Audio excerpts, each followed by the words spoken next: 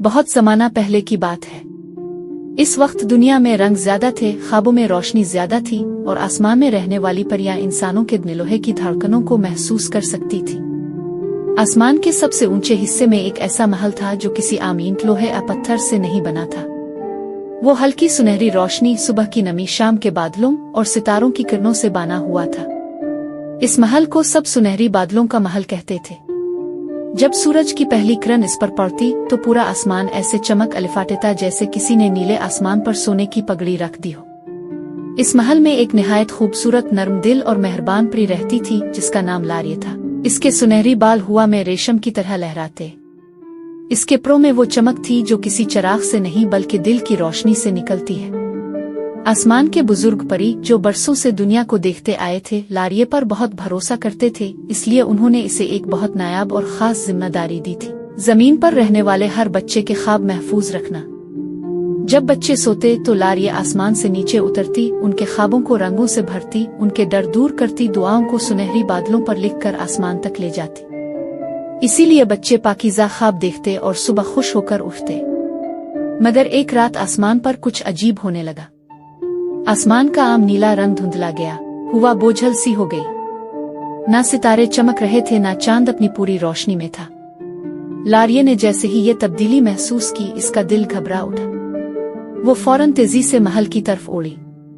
जैसे ही वो पहुंची तो इसने देखा कि सुनहरी बादलों के महल की चमक बुझती जा रही है। सुतून कमजोर हो रहे थे, दरवाजे धुंधले हो रहे थे और दीवारों पर हल्की हल्की दरारें पड़ने लगी थी। महल का सबसे अहम हिस्सा दिल नूर था। दिल नूर एक सुनहरी शीशे जैसा दिल था जिससे पूरे महल की ताकत और रोशनी निकलती थी। अगर ये कमजोर पड़ता तो पूरा महल अंधेरे में डूब जाता। लारिया ने परेशानी के आलम में इस पर हाथ रखा तो देखा कि दिल नूर में एक लंबी और गहरी दरार पड़ गई है। इसकी रोशनी भी कम होती जा रही थी। फौरन बुजुर्ग परी भी वहां पहुंच गए।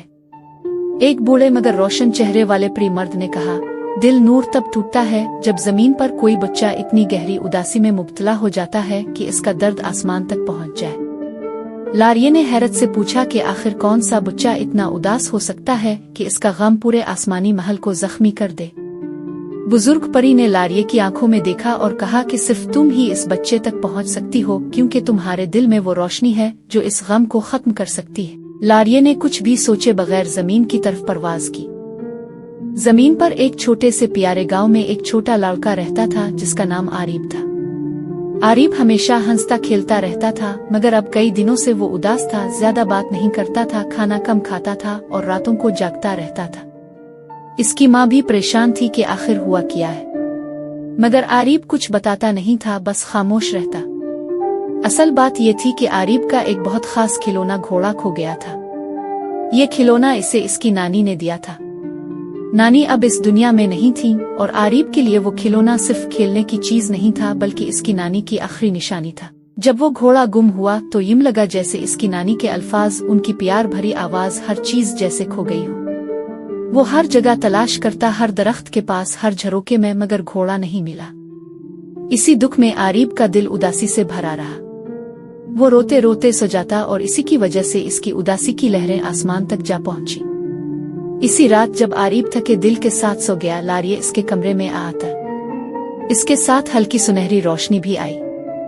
आरिब चौंका और बिस्तर पर उठकर बैठ गया। इसने देखा कि एक खूबसूरत परी उसके सामने खड़ी मुस्कुरा रही है।